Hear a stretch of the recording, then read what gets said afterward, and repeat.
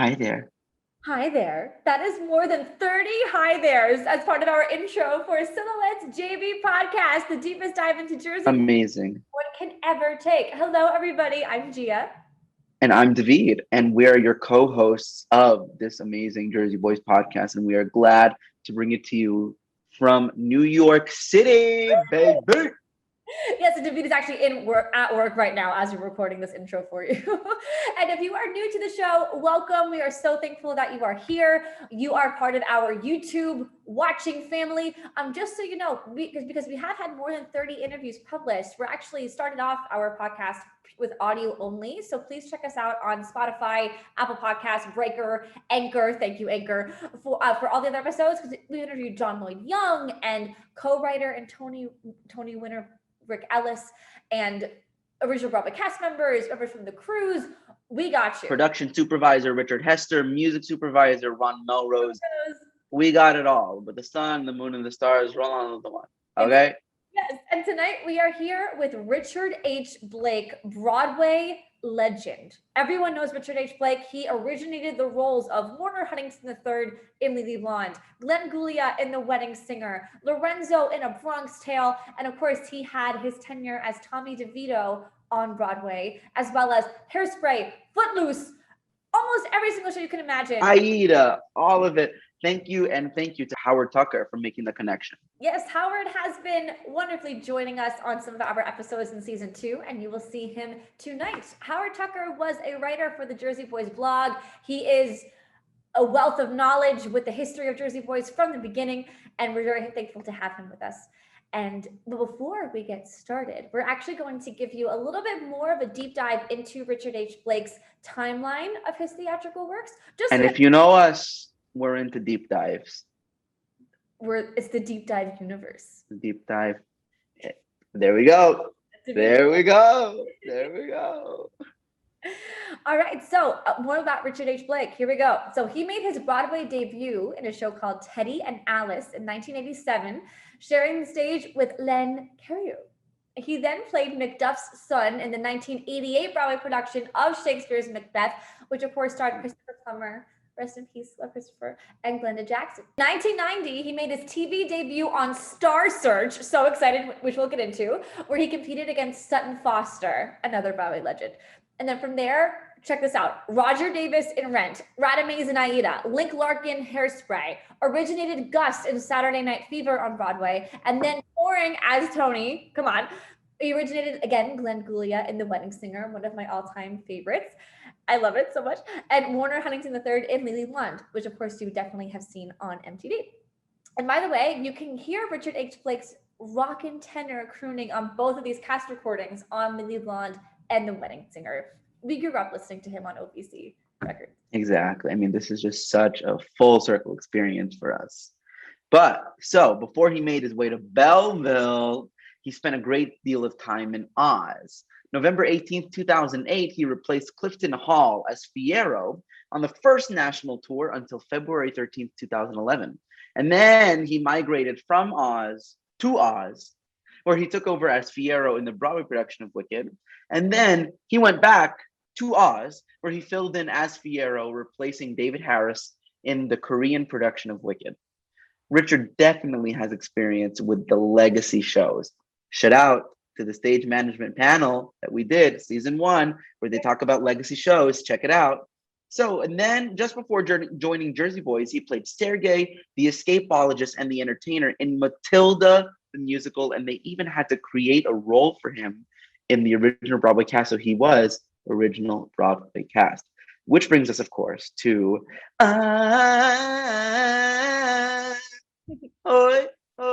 Jersey Boys. Cue the microphones flying up from under the stage. He played Tommy DeVito. He had a nice tenure as Tommy DeVito in Jersey Boys on Broadway. And then reuniting with Sergio Trujillo, Ron Melrose, and the late Howell Blinkley, he originated the role of Lorenzo in the Broadway production of A Bronx Tale, which he also played the role in Paper Mill Playhouse, New Jersey, Milburn, and then went out on the first national tour of A Bronx Tale as Lorenzo, which I saw when they came to Miami at the H&R Center for the Performing Arts. And that's just his career so far. You can catch him on The Bite on Spectrum right now, which is starring a slew of other Broadway stars as well. And he's also going to be performing at Green Room 42, the Yotel, on 42nd and 10th on August 27th and 28th, if you will be in New York City. And there's so much to be discussed that I can't wait for you all to see it. He did give us some exclusive stories, so stay tuned, and we hope that you enjoy today's episode. So please raise a glass. A saloon. Silhouette's debut podcast. Huge thank you to Nick Gerard, another Broadway Tommy DeVito, and Desi Gerard for these amazing mugs. And enjoy. We'll see you later. Hey. Welcome. Hey everybody, what's going on? What's going on, G? What's going on, David? What's going on, Howard? Oh, is he still there? You're still there. Okay. Hey, what's up, Howard? We got Howard Tucker on, in the Zoom studio with us tonight, and he is going to be doing another segment of his section on our show, Howard's Hits. Howard, take it away, boss. Okay, thanks, David. Thank you, Gia. Richard, thank you, man. I have seen you so many times in Jersey Boys and A Bronx Tale, and each and every time you've been so gracious, but I have never interviewed you for the Jersey Boys blog. I wrote for them for a long time, but you and I never got together. Now, what the heck? Just kidding. I also didn't go on Broadway Plus because we're going to talk right now. On Broadway Plus, you can interview your favorite stars, including Richard.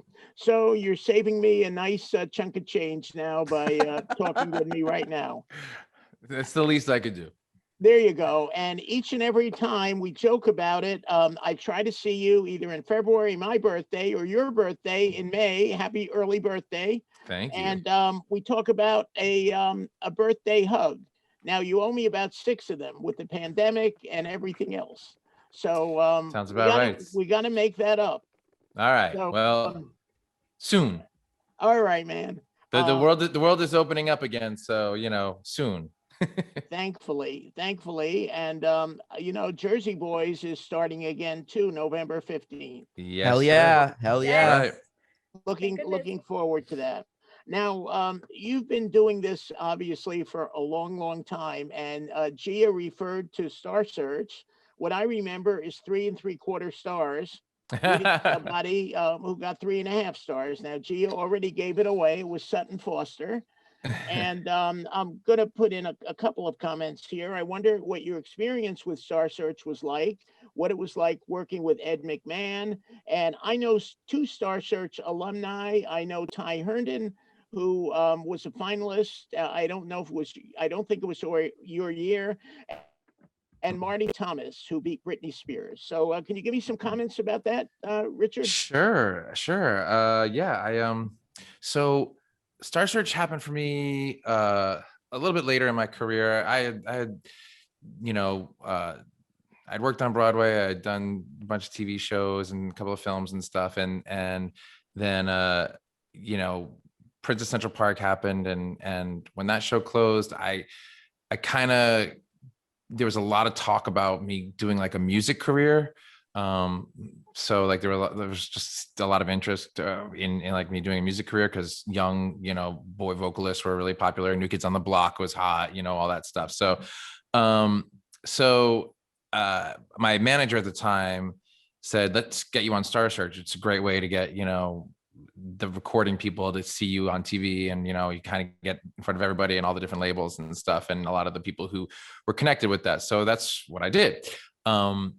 And so when I went on the show, the people were amazing. First of all, the talent that I was up against was amazing, and I was very fortunate.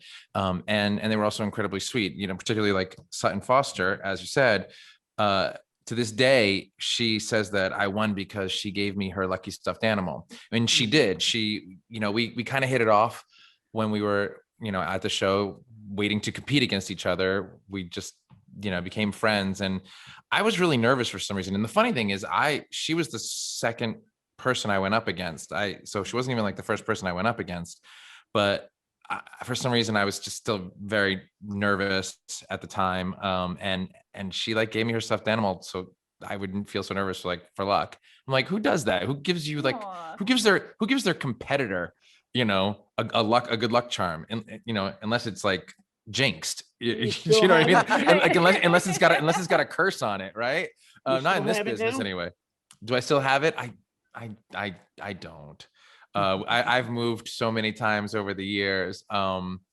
But I do still have a friendship with Sutton, so there's that.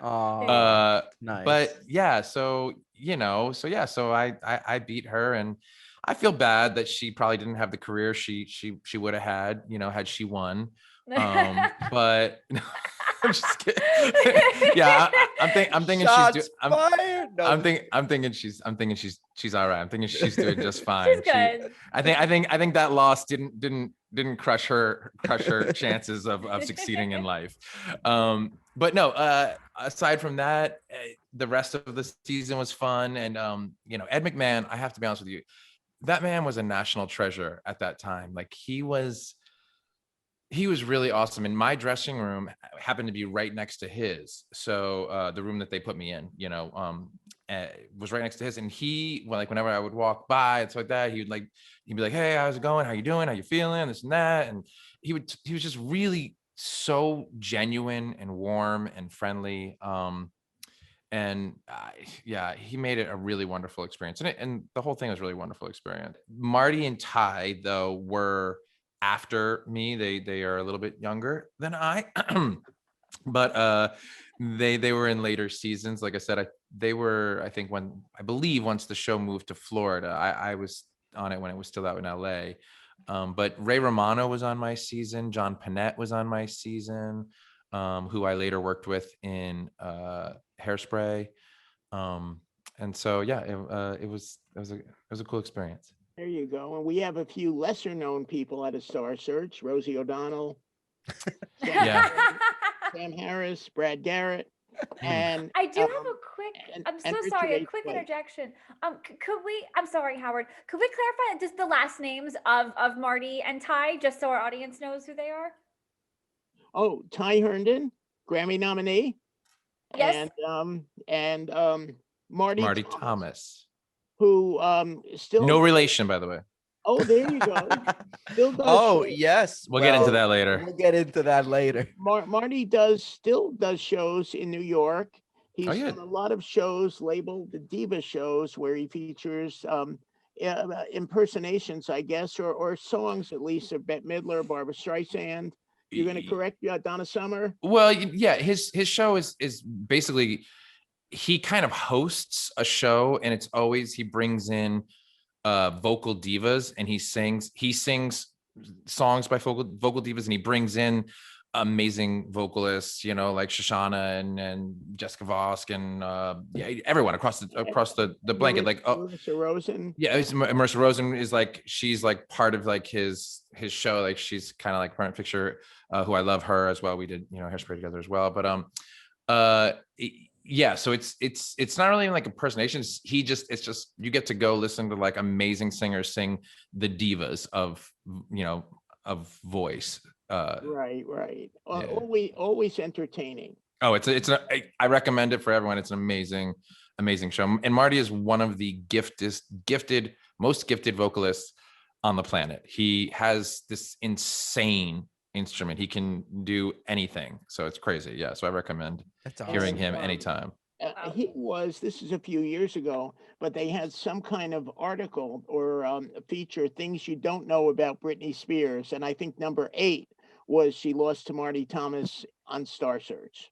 Oh, shit. Mm-hmm. So, I mean, Ray Romano, did not win. So, there's a lot of winning. I mean, Sutton Foster didn't win. I'm going to go out on a limb and say losing on Star Search, not a bad thing. There you go.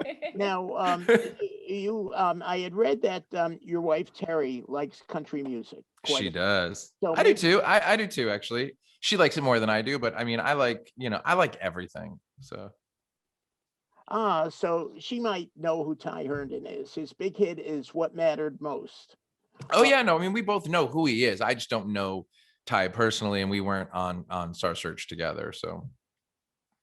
Okay, so what type of music do you like? You just said you like country music.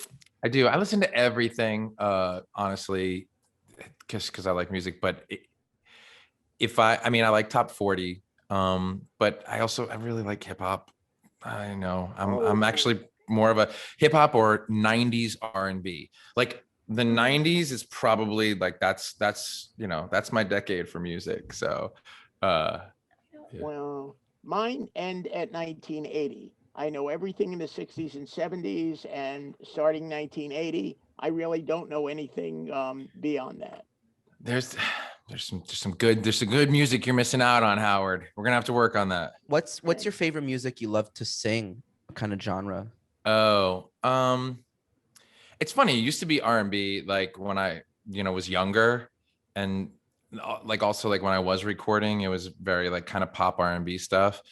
Now, as I've gotten older, I actually like to sing rock music more. Nice. So I do more like vocally. That's kind of where I find my groove a little bit more vocally. So I'd love to see you play the Toxic Avenger, man. It's funny.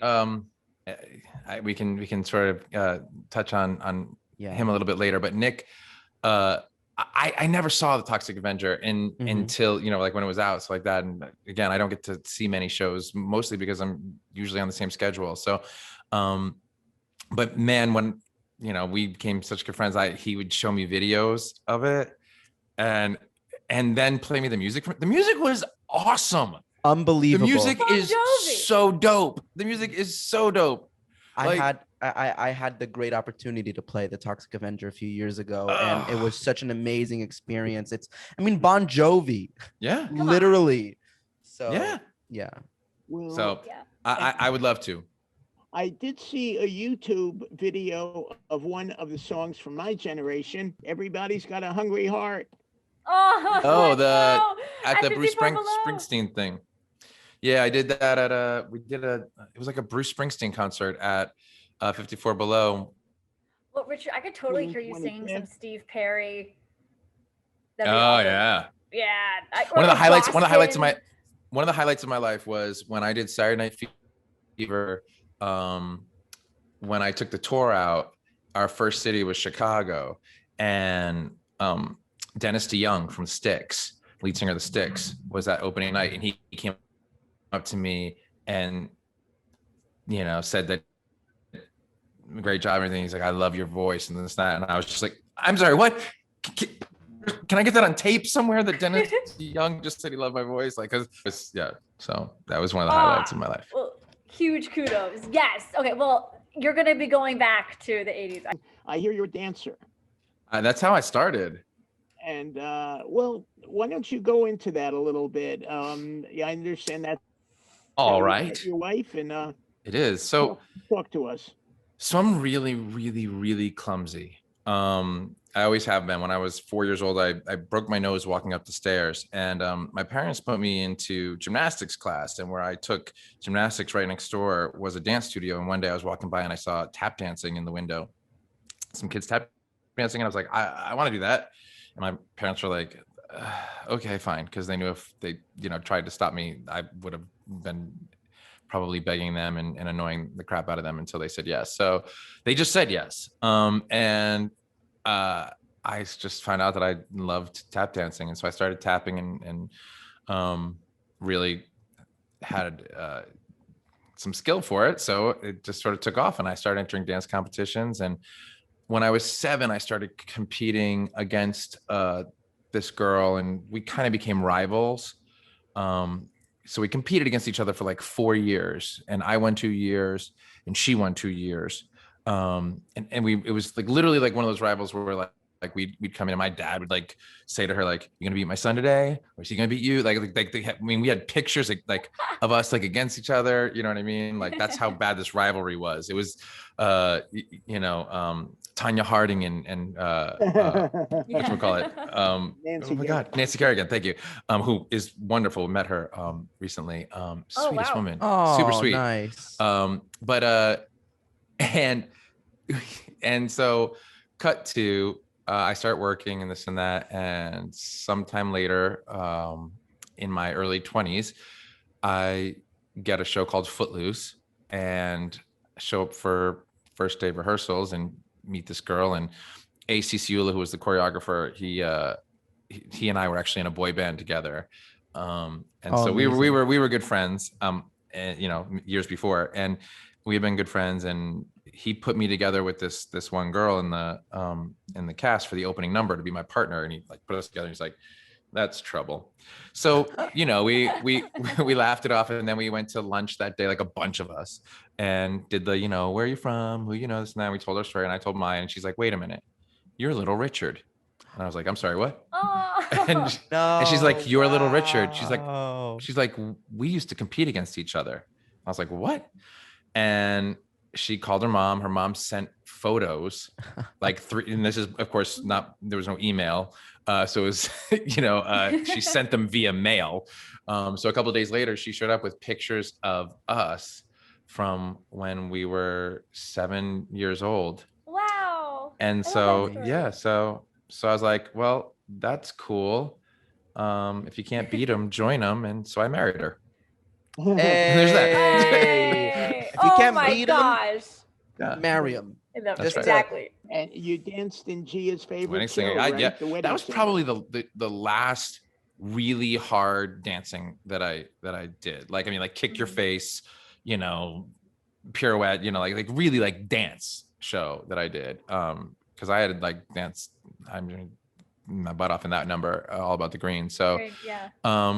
You know, since then, like Fierro is dancing, but it's not like, you know, you're not kicking your face. You're just kind of, you're dancing, you know, moving. And then Jersey Boys is obviously, as you know, it's very pedestrian choreography, you know, to match what they did, and, you know, brilliant because it was so true to the kind of era and time. So I would love to hear about this boy band. oh God. Well, like I said, after Star Search, that was kind of what happened. They, you know, it was sort of like the music industry was like into like the whole boy band thing. And so I got put into this boy band, and I was the like Joey McIntyre. I was at least 5 years younger than everybody else. Right. So I was like the baby boy.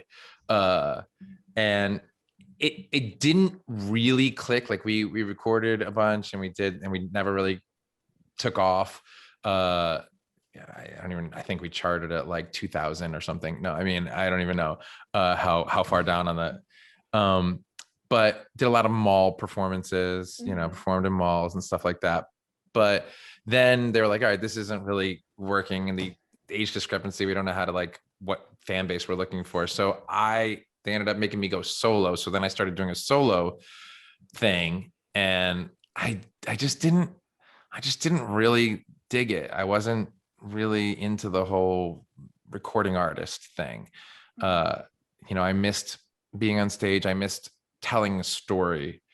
And so so I was like, yeah, this isn't really for me. And then I got a job, I got a show, and I was like, yeah, I'm gonna go do that instead. So I bailed on the recording career. One of your Jersey Boys colleagues, Frankie Galasso. Yeah, Frankie. He was in a boy band. Yeah, he was in a successful boy band though. Dream Dream Street. Dream Street. That's Dream Yeah. Street. Yeah, man. Frankie's the man. bomb. Frankie's the bomb, and they only had one hit though, I think.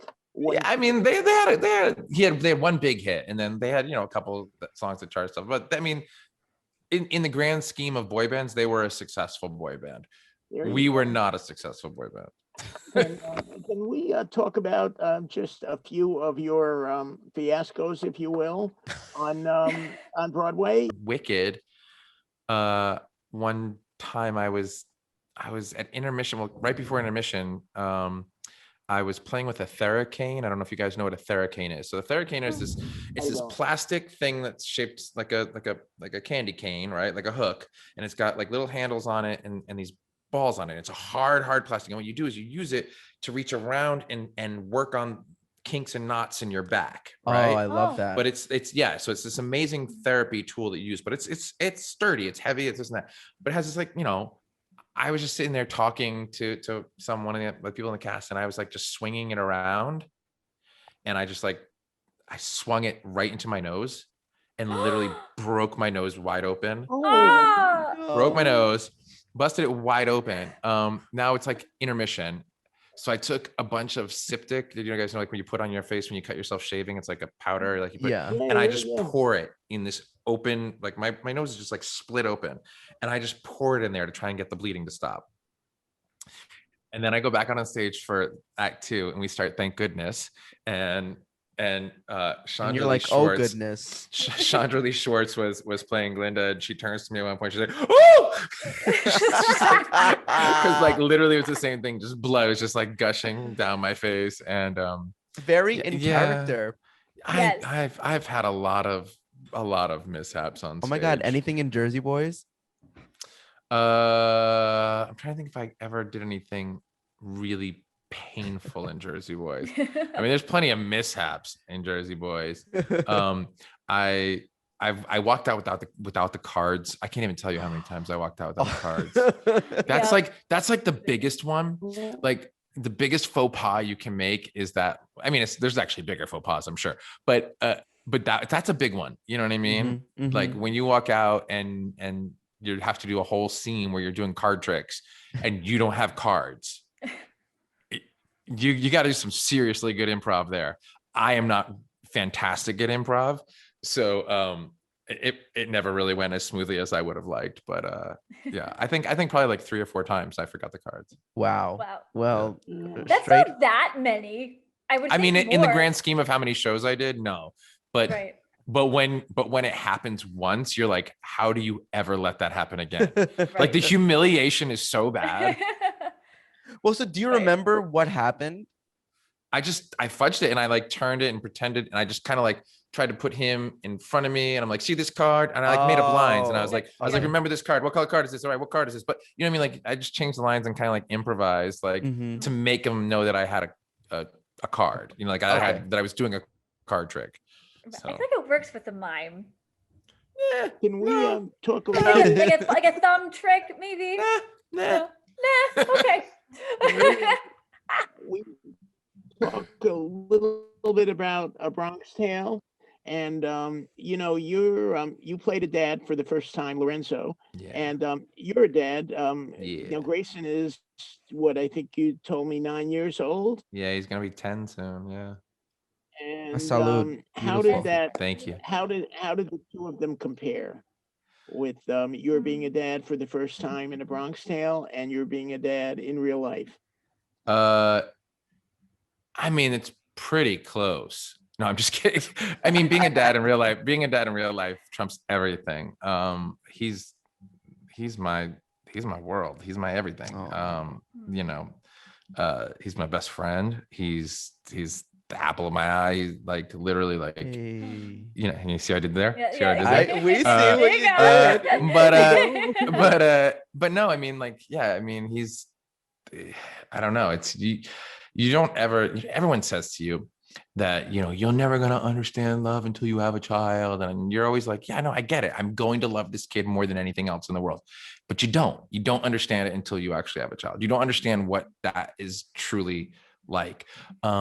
That said, being a dad on stage for the first time and getting to use what I know about being a dad in real life, and making that transition, you know, into that part of my life, that middle, you know, age of my life, on stage was really special. And also, I didn't just play a dad. I played a real person. I played Lorenzo Palmenteri, you know, and he was a wonderful man. He was the kind of man that I aspire to be. You know, when Chaz tells stories about his dad, and, you know, I've spent since 2013, when I started working on A Bronx Tale, 2014, when I started working on A Bronx Tale with the readings and you know, all of that, Chaz and I have been very close. We became very close because this is a very personal role to him, because his father meant so much to him. And so, you know, it was an honor to get to play that particular father. And so it was very special. Yeah. Now, you know, a lot of people from Jersey Boys transferred into A Bronx Tale. And I knew a lot. It kind of makes sense. And a lot of some of the creative team in the cast, so saddened by Nick Cordero's passing. Yeah. How did that affect you, Richard? I mean, I think it affected all of us in a way. I only met him a few times and didn't really know him that well. But yeah, I mean, obviously, like I spent about 2 years in a very, very small confined space with him. We shared a dressing room, and in the Longacre, the dressing room that we shared, I think was 8 by 8. I mean, that's how big it was. It was, there's no big dressing rooms. There's no star dressing room. So we were in a very, very tight space. And when granted, we both started with it from the get-go in 2014 with the readings and stuff. So, and we actually did a bunch of other stuff together in the meantime. We just became incredibly, incredibly close. I was when, put it this way, when he bought his wife's ring, when he bought Amanda's wedding ring, he had it sent to my house so that that was where he had the ring sent to, Really? so that she wouldn't, wouldn't be in their house. So yeah, it affects me. It still affects me. It still affects me a lot. It's funny. My son said today, the littlest things. My son said today that Dua Lipa came on the radio. She's like, she's my favorite. He's like, she's my favorite female artist right now. And I started to tear up, and he's like, what's wrong? And I was like, I don't know, but it's just funny because Nick, before, when we were doing Bronx Tale, Dua Lipa was his favorite female artist at the time. Mm-hmm. And so it was just I don't know. It's little things like that. They catch you, and you're just sort of and it just, it still stings. It still stings a lot. Well, we're so sorry for your loss, Richard. It's absolutely devastating. It's everyone's loss, to be honest with you. He was one of, literally, I hate to, do this, but he was one of the great ones. And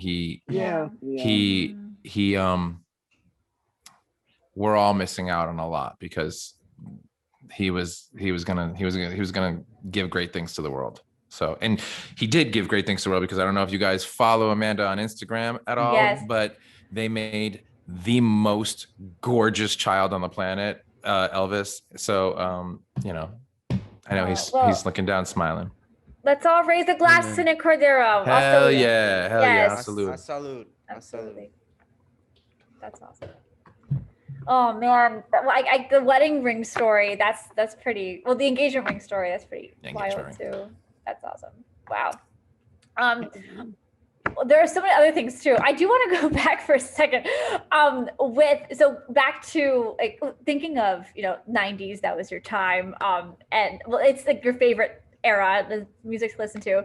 Can you please tell everybody how you also are to thank for Ryan Gosling coming into everybody's lives as well? Yeah. So, and the choices we make. So listen,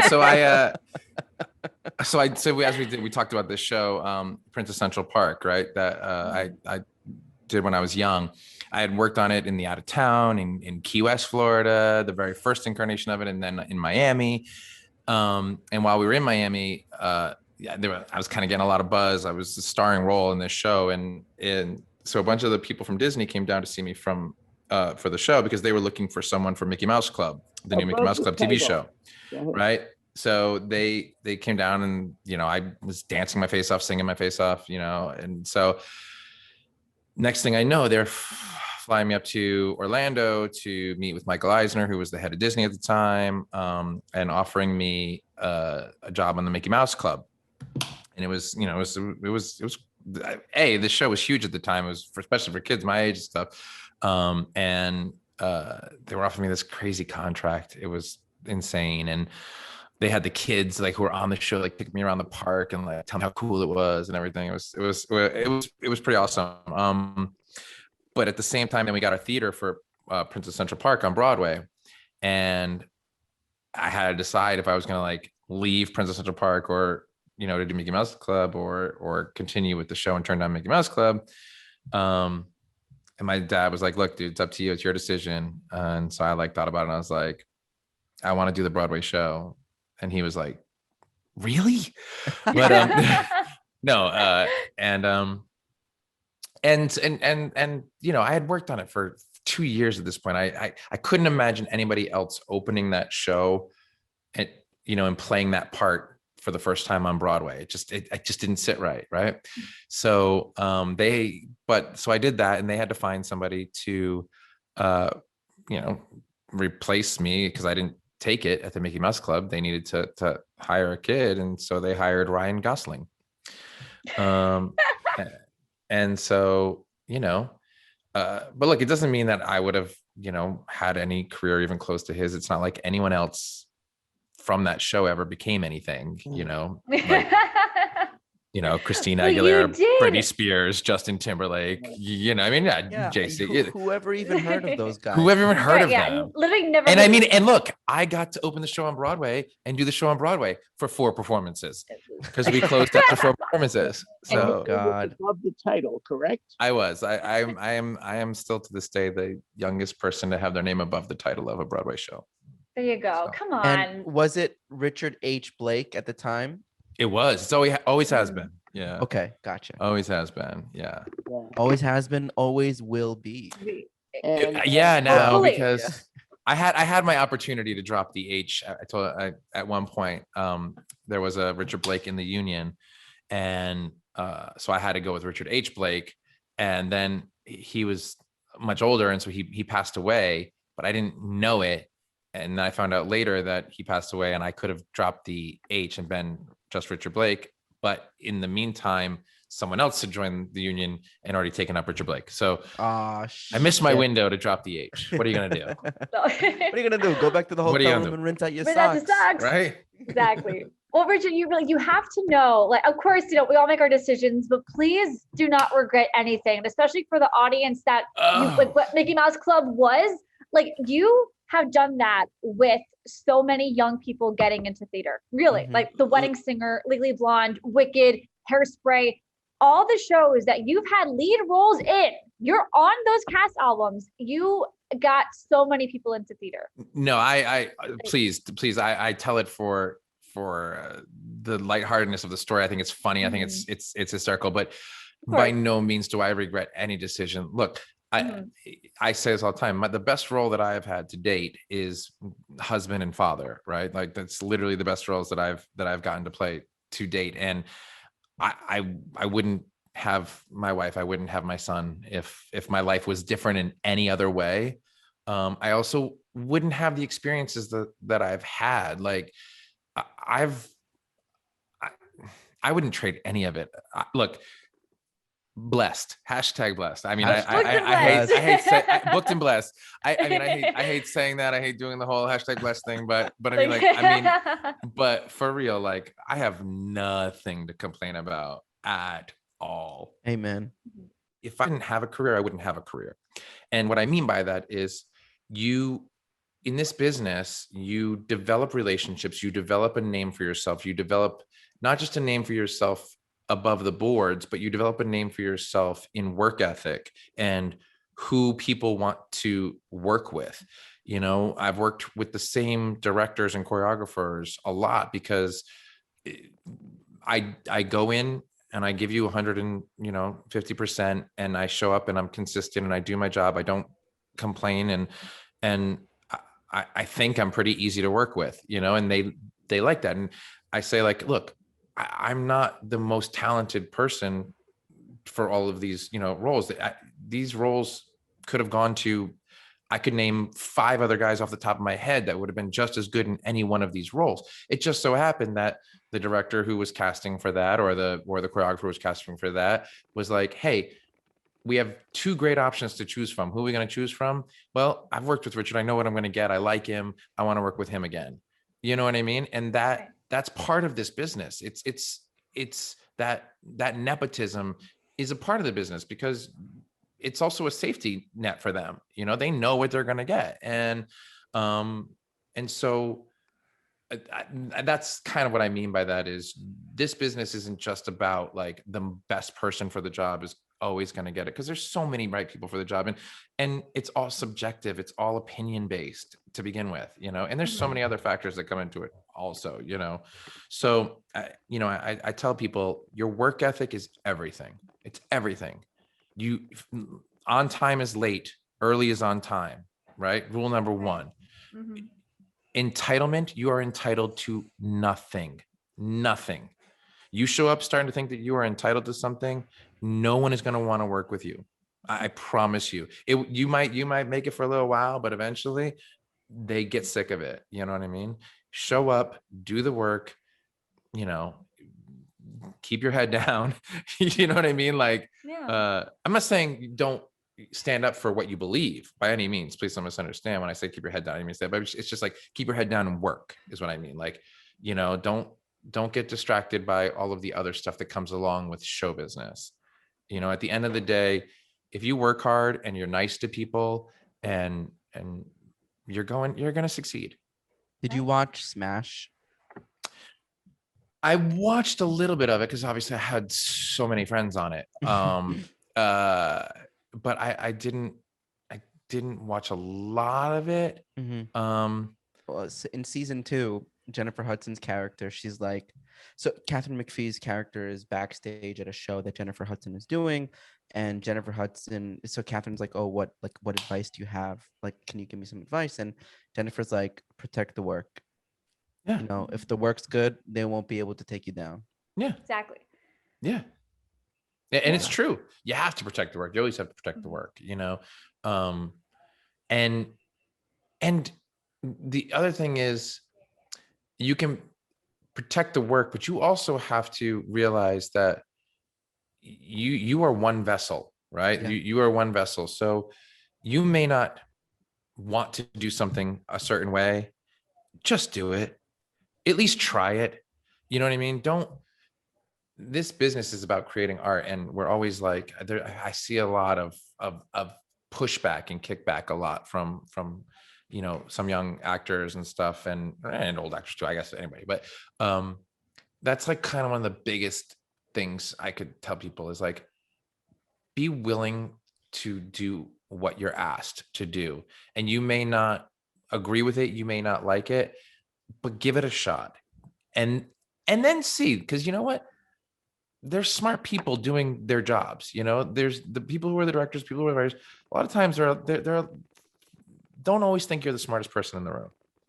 Right, that's key.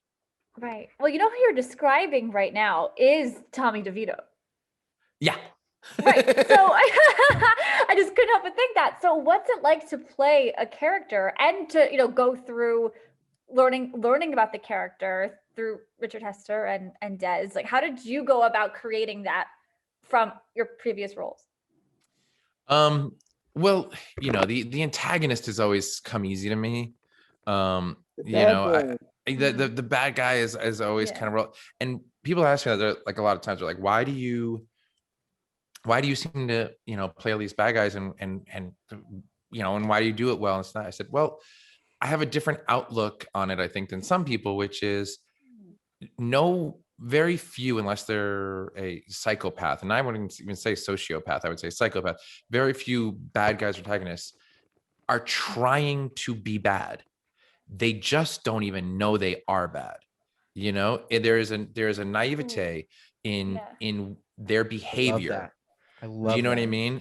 And they're not setting out to necessarily ruin things. Like Warner isn't trying to be the bad guy. He's not. When he breaks up with Elle, he totally thinks that it's going to go well. Do you know what I mean? And then when she comes along and he tells her things like, you're not meant for this. You're like this, he doesn't see that as a diss. You know what I mean? Right. It's just like, come on, like that, right? Like less of a Marilyn, more of a Jackie. Right. Like, which is a horrible thing to say to somebody. But he's not saying it to be he's not saying it to be mean, to hurt her. He's naive to the fact that is a horrible thing to say. Right. You know what I mean?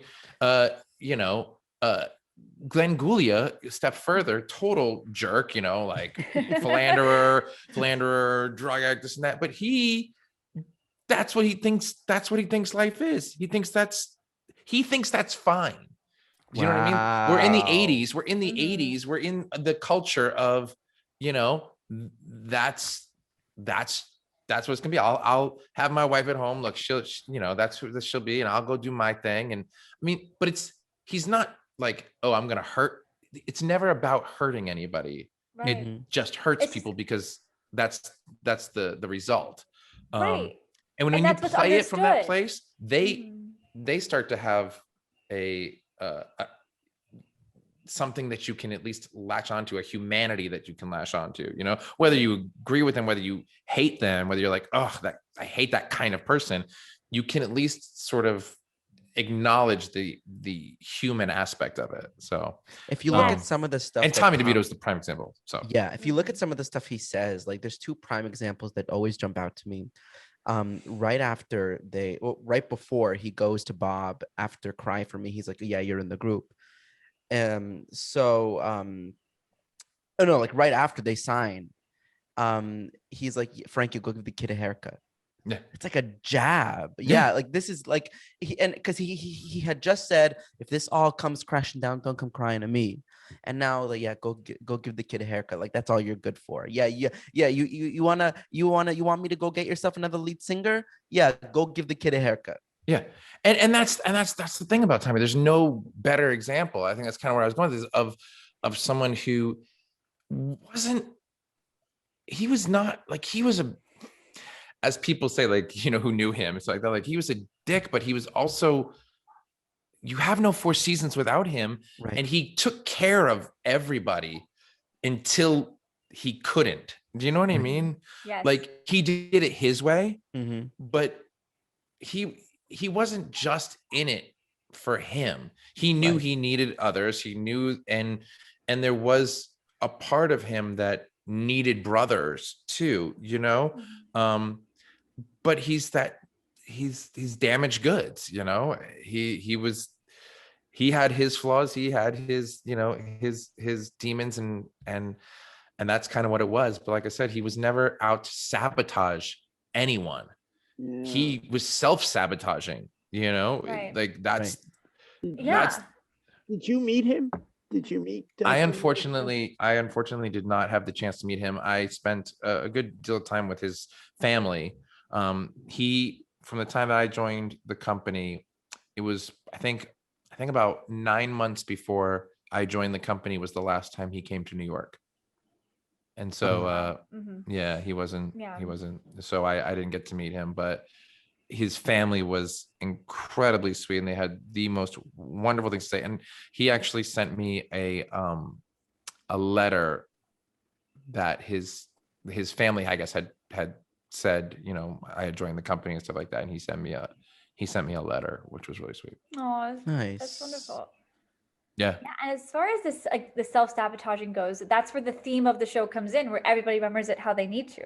Yeah. Because even today, Frankie and Bob have their feelings about it, and it's a whole thing. And it's so funny how you mentioned how he was so, like, all the characters that you've played, like it could be so naive about how it really impacts other people. And Aaron Sorkin, love him, who is good friends with Rick Ellis, had this incredible quote about when he's writing the quote unquote villain characters and how nobody wants to be the bad guy.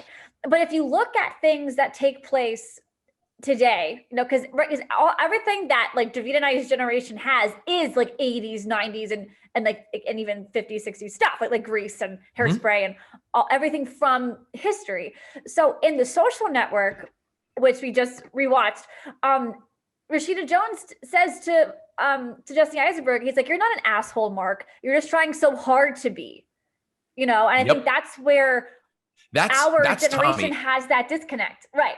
Yeah, that's Tommy. Like, I mean, he was an asshole, but you know, in reality, he also, you know, he was trying to be.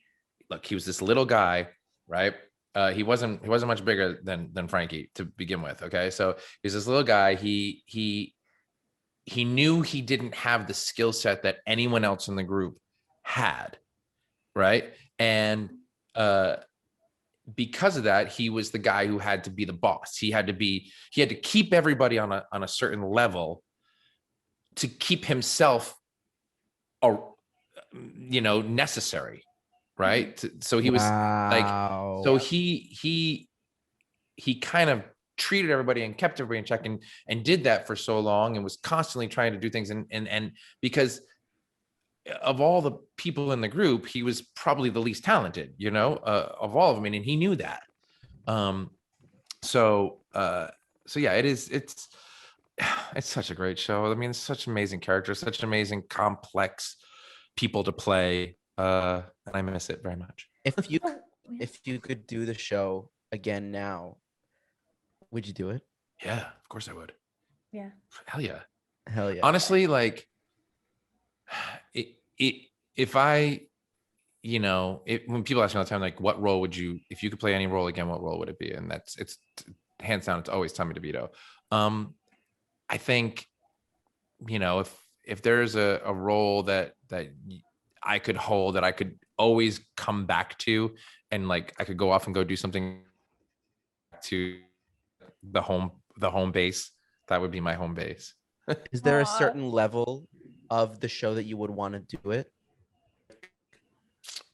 You mean like off Broadway, off Broadway versus Broadway? Because we've had this conversation with other people in the show before, and they were like, if it's not at a certain level, they wouldn't feel comfortable doing it. Like they love the show, but yeah, I don't know the answer to that. Okay. I haven't seen any other production other than the Broadway production. Okay. So I don't know what it does. I don't know if it changes it. I don't know how, you know what I mean? Like, to me, Sure.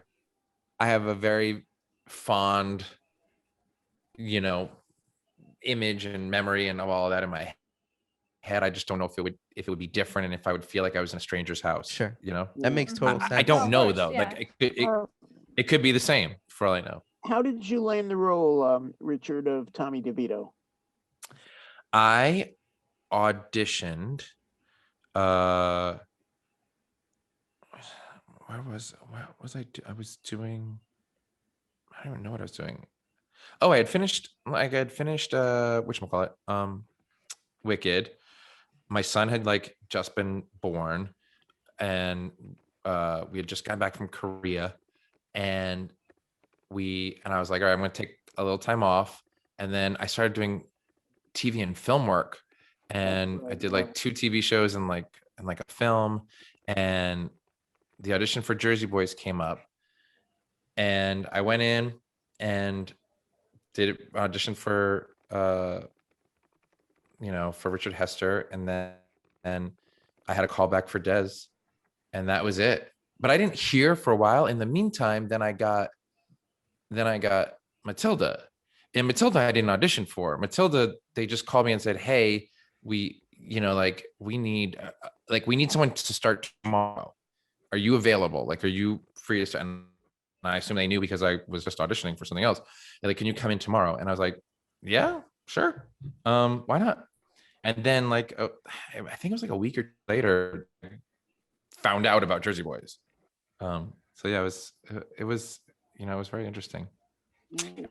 I remember being in my audition, and Des turned to Richard Hester while I was doing my scene. I don't think I've ever told anybody this, and I heard him say, why haven't we seen him before? I thought I nailed it, right? I was like, this part was made for me.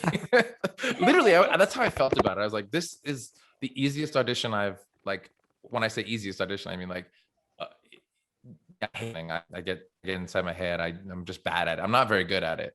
But that one I was like, oh, I understand this guy. First time, when was the first time you saw it, and what drew you to it? Jersey Boys, or yeah. Honestly, it came on my radar because of Michael Longoria. Because we were in Hairspray and he got Jersey show.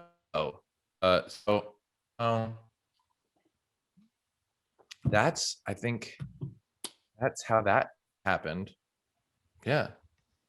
And did I you think that's how it happened. did you see the show before you auditioned for it?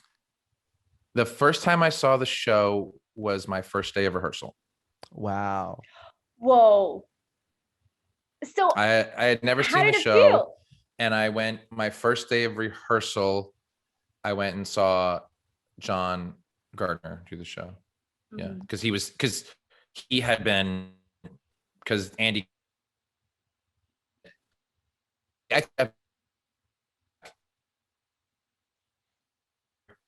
Show was even though I wasn't going to start because they had to keep me in Matilda. They asked me to come and watch Andy do it. Okay. And so actually it was Andy that I saw. So I saw it with Andy. I pre-left, and then I saw it again my first day of rehearsal. Wow. Yeah, but that was the first time I'd seen it. Like I said, I don't, because I've just always been on the same schedule.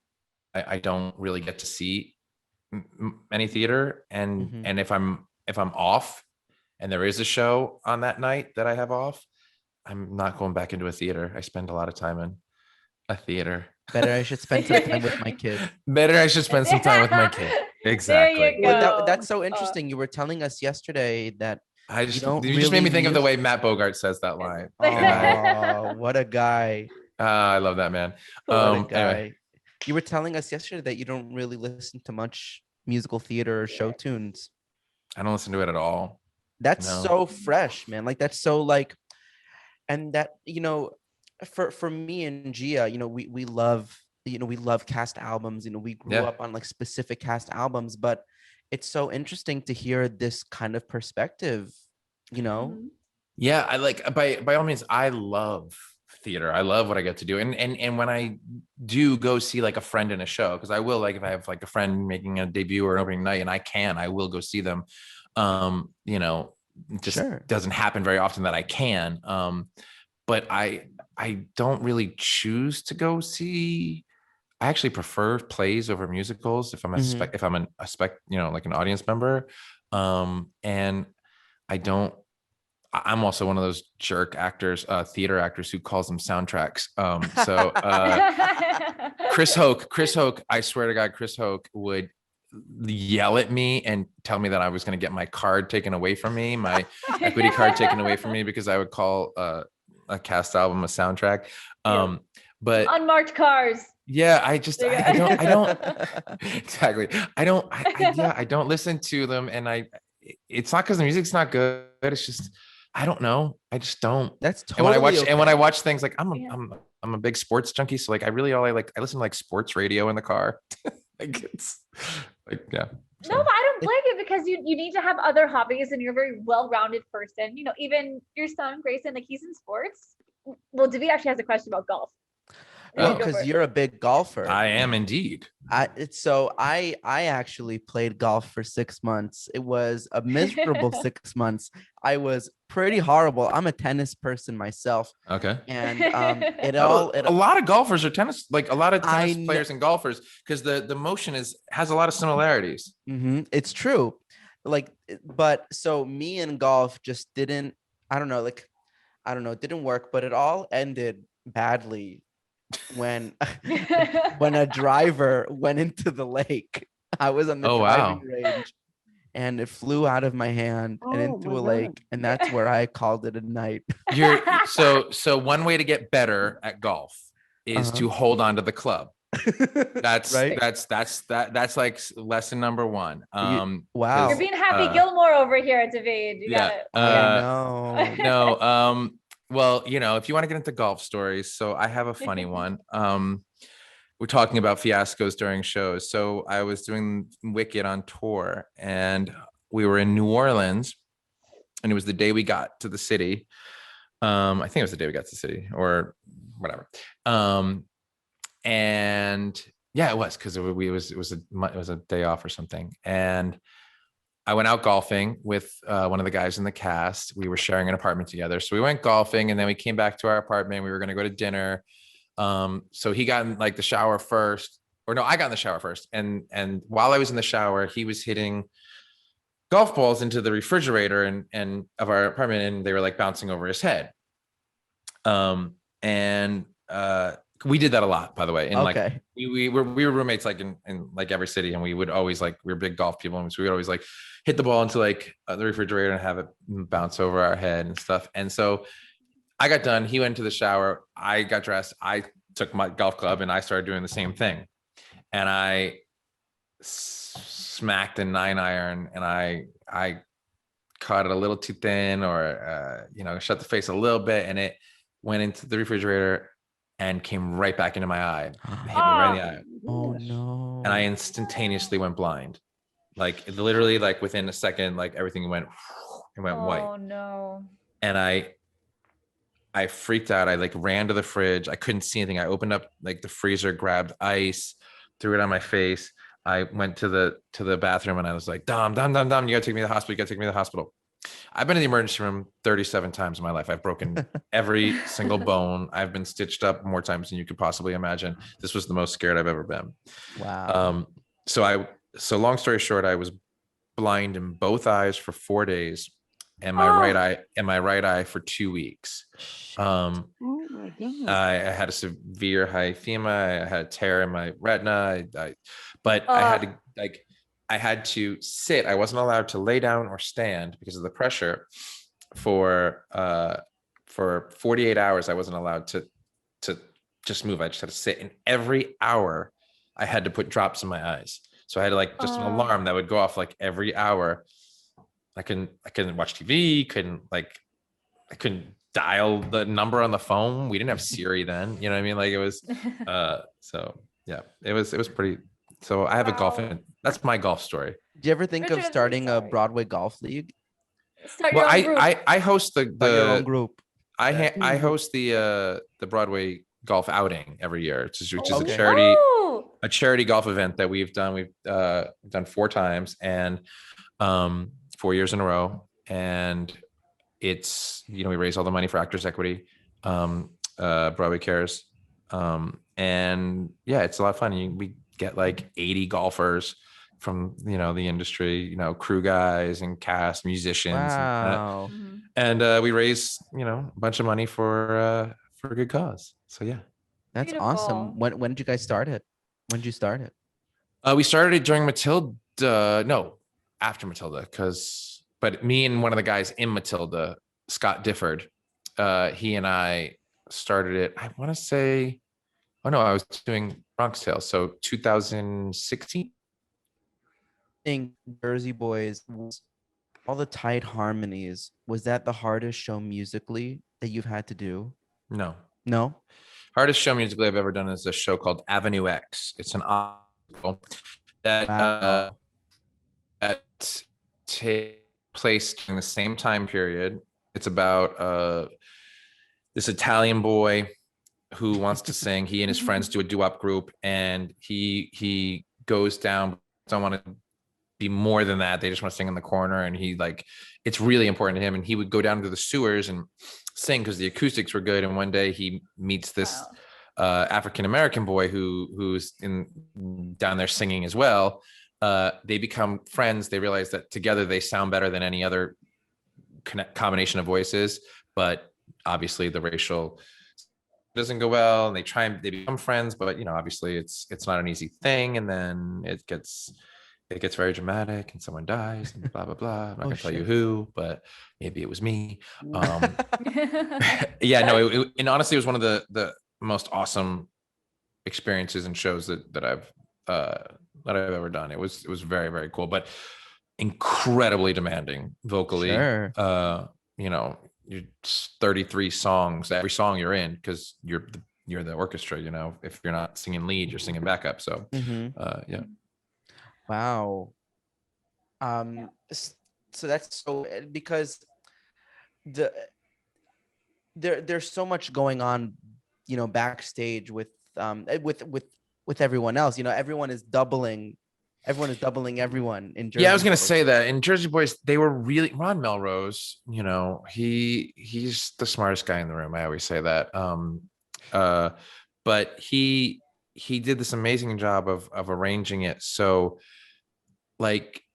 I'm a tenor, but I don't sing tenor on every song in that show because they just had it where he didn't want anyone's voice to get worn out. So one number you'll be singing tenor, the next number you'll be singing bass, the next number you'll be singing baritone. Like we're kind of all over the map so that it's vocal preservation. And there's so much doubling that we don't have to sing hard in the show. You know, that's the key too. It's like a lot of the stuff, you know, that you can sing, you have to sing really hard, you know, like when you're a tenor and you're a rock tenor, you're generally screaming your face off, you know. That's kind of what I do. So it's when you get to do a show where you can kind of lay back and just like blend, because that's really the key in that show is blending. It's not quite as demanding. And you've sang in so many different styles and so many different ranges throughout your career. Like, is it, you know, having to sing in Oz versus having to sing in the 50s, 60s versus having to sing in, you know, the early 2000s like you did in Legally Blonde? Is there a difference in how you had to, you know, craft each performance vocally? Yeah, I mean, you have to sort of educate yourself on the sound, you know. It's and a good arranger and a good, obviously, composer and a good musical director helps with that. But, you know, it's your job to do the work as well. Sure. You know, when you listen to the sounds and the way that people sang in the 50s, it's just everyone sang differently. Everyone sang the same then. They all sing completely different than the way people sing now, right? 90s, you know, Serious is like this total, you know, cheesy pop tune, right? So it's like got that sort of vibe with some, you know, riffs and, you know, kind of like, and they're supposed to be weird riffs too. Like that was kind of like the joke in it. But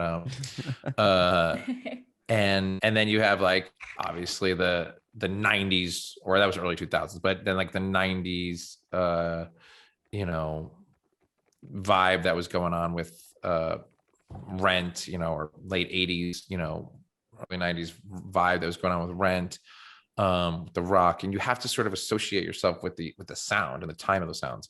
And Oz was its own thing, you know, like Oz, you sort of have to just have to find that one for yourself, because you're like, where do I put this magical world? Where does this magical world land on the spectrum? Well, thank you for kind of breaking that down too. Yeah, David, go ahead. Sorry. Yeah, was Aida, because the rock you were singing as Radames in Aida, was that similar to what you were had to do in The Wedding Singer? No. Wedding Singer is 80s, you know. I mean, that's just thinking about like 80s. That's thinking like Robert Plant, you know what I mean? Like that's like thinking like there's a lot of attack on it, but it's not rock attack. It's not like that. Like, even though rock songs have a lot of attack because there's that grit and there's that growl and this and that, like 80s style music and even All About the Green, it's got this sort of like, I don't know, attitude. It's got this like you want to like have like this going on with your neck, right? Like as you're doing it, like that's what's going on in your head, right? Like, so like that's what's going on. So that's sort of where I put that. And Radames, I mean, that show was a hard show vocally. But God, what amazing music. I love singing that music. Some of the best songs ever. But yeah, so that one again, obviously you're singing rock music in a time period that, you know, didn't have rock music. Right. Exactly. But you can also gauge that by, you know, the dichotomy there. You're going, okay, so we're trying to say that these are different people. How far can we go? She's going to sing a gospel song, you know, The Gods Love Nubia, and she's going to let you have it, and you're going to get that sort of, you know, gospel church thing. And then how do you oppose that? You go with this sort of, you know, rock Bon Jovi-esque, you know, complete opposite, you know, vibe. And that's how you find these two different characters. And a lot of it goes into that musically. Yes, and there's just so much that you've done. So of course, you know, a lot of people first know you from Legally Blonde, mostly because that's what most people have had access to because it was on MTV and it's Right. one of the biggest things on YouTube and everything too. But what is a show that you wish people would recognize you for? Other than everything, well, including everything that you've done, but is there something that you wish people didn't miss? Well, I mean, I don't know. Gosh, that's a tough question. I think I mean, I love A Bronx Tale. Like I again, like right now, that one is, if more people got to see it, I think I would be happier because I really wish that it had more of a life to it on Broadway. I think it was a tough year to come in, you know, the year after Hamilton decimated Broadway, and basically closed like 12 shows. I mean, if you think about it, of the shows that came in to Broadway in that season, we were the third. There were 14 new shows, new musicals that came in, and we were the third to last show to close. So in the grand scheme of things, we did better than shows, and we weren't nominated for a single Tony. So you weren't nominated for a drama desk though. Nick was. I was not. No. Nick was the only person who was nominated in the whole show. So to think that with zero publicity, we didn't do the Macy's Day Parade. We didn't do you know, obviously we didn't perform in the Tony Awards. Like all of those things are huge in the publicity world. Like they garner so many tickets, and we lasted longer than all of the shows that did, except for Dear Evan Hansen and Come From Away and whatever the third one was. I don't remember, but. Wow. Well, thank you for the insight, because I don't think a lot of people knew that about A Bronx Tale, which is a shame. So when did the tour stop, though? The tour, well, they the first show, our leg stopped. I don't know. It was just a 9-month. It was only supposed to be 9 months. So whenever we started, it stopped 9 months after that. Okay. Do you think maybe it would come back on tour? I don't know. Or in regional, I hope so. I'd like the royalties. royalties. I hope so too. Yeah. It shouldn't have been shelved. Well, you want to know why? Because this is interesting too. Because in the vein of Jersey Boys and A Bronx Tale, like here's the thing. At least I'm Italian, very Italian, and like everyone in my main circle, like in Long Island, in the city, and in Florida, which is basically the 6th borough. A Bronx Tale is the last movie on everyone's favorite mob movie list. Absolutely. It's not up there. So, but the fact that that's how it is in the movie world, and because it's not a mob movie. Because it's not a mob movie. Right. Like I say that all the time. Like it's not a mob movie. It's a movie about family. Right. It's literally the heart of this movie is about family, and that is Sonny too. It's this boy is torn between two father figures, and he's torn between like the father figure that he should be and the father figure he wants to be. You know what I mean? Like and so it's really a coming of age story. It is not a mob movie, you know. And Chaz will be the first one to tell you that. You know what I mean? He's like, I've done mob movies. This was not a mob movie. Right? So it's like, yes, the mob has something to do with it, but at the end of the day, it's his life story. He didn't grow up in the mob. Yes, he was befriended by this mob boss, and he meant a lot to him, and they had this amazing relationship for years and years and years and years, but he wasn't in the mob. You know what I mean? And he could be the first person to tell you that. And it is a story about family and about choices and about, at the end of the day, like the part in The Bronx Tale where he, you know, Sonny didn't pull him out of the car, right? In real life. In the show, Sonny pulls him out of the car. In real life, he made the choice to not get it. He got in the car and he was like, guys, I gotta get out. I don't want, I'm not gonna, he made a choice to not do it. And all his friends died. Right. So, and that all is real. And so to him, the story is about this, you know, it's a coming of age story. It's about choices, and it's about family, and it's about love from different places. You know, obviously the relationship that the different relationships that he, you know, has had. So, So yeah, so I think that's why it's so low on so many, because it's not. because it's not, because if you say what, if you put it on your mob movie, that now almost all Italians who grew up in those neighborhoods, it's low on their mob list, but they've all seen the movie. They all love the movie. You know what I mean? Like, Yes. Yeah. So yeah, I guess that's what I'm saying. It's But its own they just don't category. think of it as a mob movie. You know what I mean? Right. No, but that's why I wouldn't we list it love- on my favorite mob movies. You know what I mean? What was Right. it like working with De Niro and Yeah. Chaz? Well, Chaz is awesome. I mean, I literally talk to Chaz on the daily, like literally, like we're very Really? close. You know, I think he was at every Nice. show I was at too. Yeah, in the he. Bronx I mean, we're very, very, very. I can't emphasize that enough. Like we're very close. So, he's the best. Like working with him is awesome. He's just the best dude. And De Niro, it was a dream come true. You're getting to work and learn from the best, and he's this far away from you because he gets up close whenever he wants to tell you something and talk to you and give you a note or whatever. He like, he gets up close, like, okay, so listen, when you're doing this, right? When you're doing the scene, right? Like maybe you hold the money like this. Maybe you hold it like this, like a wad, right? Because that's how you do it. You're not gonna fold it like this, right? It's all very intimate. It's all very close, right? So I mean, look, this was a master class. Like that's the funny thing too. I think that a lot of ways, I don't know. I think we got a bad rap because of the expectations. I mean, we had everyone. We got Sergio, we got Jerry Zaks and Bob De Niro, the two legends working on this together, and you got Alan Menken. I mean, the EGOT, like writing the songs. And I mean, you can't ask for more of a dream team. So yeah, it was literally like going to like class every day. That's the way I kind of associate it. And there Well, was I so- hope Take a lot of notes, kids. You get to work with people like that. Make sure you're paying attention. That's all I'm gonna say. Take mental pictures. so many people were Exactly. from Jersey Boys.